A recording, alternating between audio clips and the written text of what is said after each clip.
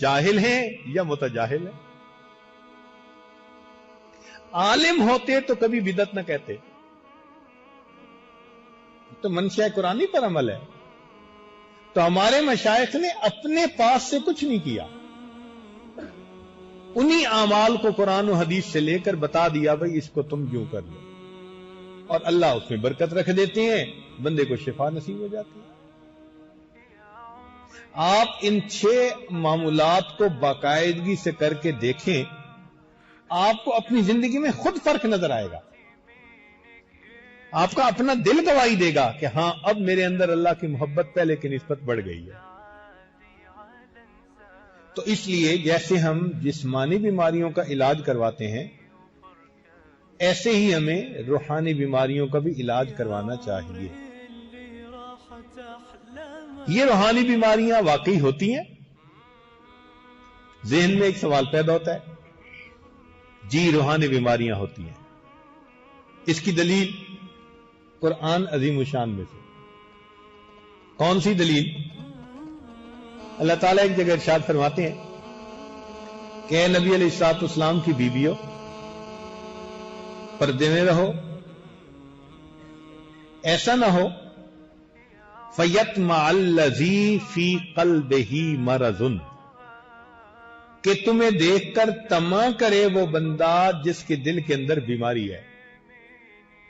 اس کا مطلب یہ کہ قرآن سے ثابت ہو رہا ہے کہ جب غیر عورت کو دیکھ کر کسی کے دل میں طمع ہوتی ہے، شہوت اٹھتی ہے، تو یہ کیا چیز ہوتی ہے؟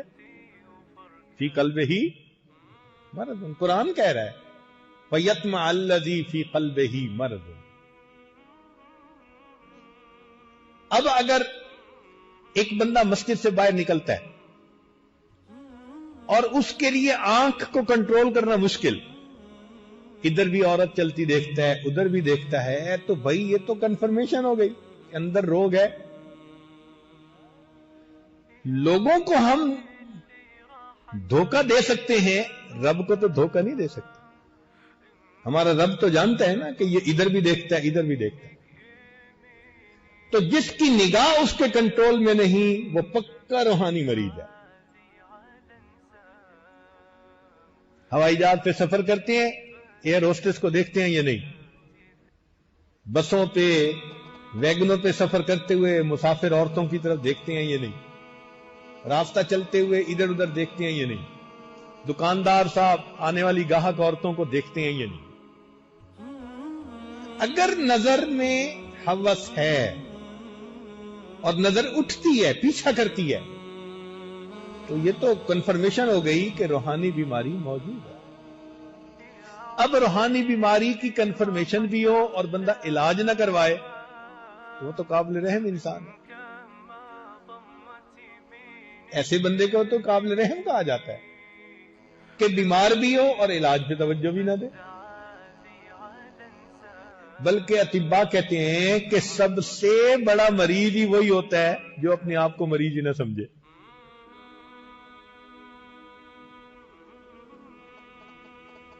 چنانچہ جن لوگوں کو ہیپیٹائٹس سی ہوتی ہے اور وہ علاج نہیں کرواتے، جی ٹھیک ہے، آپ دیکھیں چند مہینوں کے اندر ان کے جسم کے اعضاء سکڑ جاتے ہیں جس پر اثر ہوتا ہے، اور بالآخر وہ بندہ موت کے منہ میں چلا جاتا ہے. یہی روحانی بیماری کا علاج یعنی مثال ہے کہ جو سمجھتا ہے کہ میری آنکھ پاک نہیں اور پھر علاج نہیں کرواتا، اس کا مطلب یہ بے ایمان مرنے کے لیے تیار ہے. چنانچہ علماء نے لکھا ہے کہ بد نظری کے بڑے نقصانات ہیں، ان میں سے ایک بڑا نقصان یہ کہ موت کے وقت بندہ کلمے سے محروم ہوگا. اکثر موت کے وقت جو کلمے سے محروم ہوتا ہے بد نظری کے گناہ کی وجہ سے.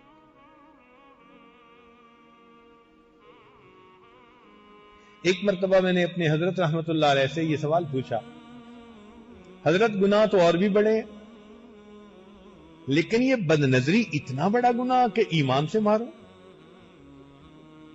اور ذہن میں ایک دو واقعات بھی تھے. جنید بغدادی رحمت اللہ علیہ کا مرید ساتھ جا رہا تھا، حافظ قرآن تھا.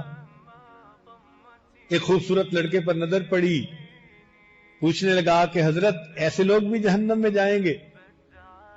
حضرت نے فرمایا کہ تو نے بری نظر ڈالی، توبہ کر۔ نہیں میں نے تو ویسے ہی کہا ہے، مانا نہیں۔ ابن جوزی رحمت اللہ علیہ فرماتے ہیں کہ اس بد نظری کا وبال اس پر اتنا پڑا، 20 سال کے بعد قرآن مجید اس کے سینے سے نکل گیا، بھول گیا قرآن مجید۔ ابن جوزی رحمت اللہ علیہ ایک اور بھی مثال دیتے ہیں کہ مؤذن اذان دینے کے لیے مینارے پہ چڑھا اور ہمسائے کی طرف نظر پڑی، ان کی جوان لڑکی تھی، ایک بد نظری پر ایسا اثر ہوا کہ بالآخر ایمان سے محروم ہو گیا۔ تو اب یہ واقعات ڈراتے ہیں بندے کو۔ تو اس عاجز نے یہ سوال کیا کہ حضرت ان واقعات کو پڑھ کے تو بڑا ڈر لگتا ہے کہ کیا یہ اتنا بڑا گناہ ہے کہ ایمان ہی سے محروم؟ دیکھو، قتل کرنے والے کو ایمان سے محروم نہیں کہا گیا، چوری کرنے والے کو محروم نہیں کہا گیا، لیکن بد نظری کرنے والے کو ایمان سے محروم۔ حضرت نے فرمایا کہ ہاں، اس کی بنیاد یہ ہے کہ یہ اللہ رب العزت کی غیرت کا معاملہ ہے۔ کیونکہ انسان غیر کی طرف للچائی نظر سے دیکھتا ہے، اللہ فرماتے ہیں اور تو حسن دینے والے کو بھول گیا اور حسن کے پیچھے دیوانہ بن گیا۔ میری طرف سے تو نے نظریں ہٹا لی، مخلوق کے اوپر نظریں جمائی۔ یہ جو غیرت ہوتی ہے نا، یہ برداشت نہیں کرتی۔ آپ دیکھیں، بیوی سب کچھ برداشت کر جاتی ہے، لیکن مرد اگر کسی غیر کی طرف نظر اٹھا کے دیکھے، بیوی کو برداشت نہیں۔ یہی اللہ رب العزت کا معاملہ ہے۔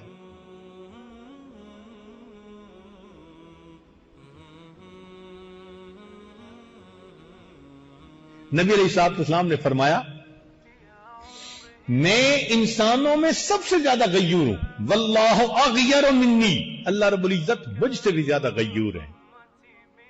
تو اس لیے یہ بد نظری بہت بڑا گناہ بن جاتا ہے، نظر نہیں آتا، لیکن یہ اس بات کی دلیل ہوتا ہے کہ انسان کا من بیمار ہے۔ اب جب بیمار ہے تو علاج کروائیں۔ اور ایک اور اس کی دلیل کہ باطنی بیماری ہے یا نہیں، ہم جب نماز پڑھنے کھڑے ہوتے ہیں تو نماز کے اندر ہمیں نماز کی طرف دھیان ہوتا ہے یا دنیا کی طرف دھیان ہوتا ہے؟ اپنا دل گواہی دے گا۔ اگر تو شروع اللہ اکبر سے لے کے سلام پھیرنے تک اللہ کا دھیان رہتا ہے، ان تعبد اللہ کأنک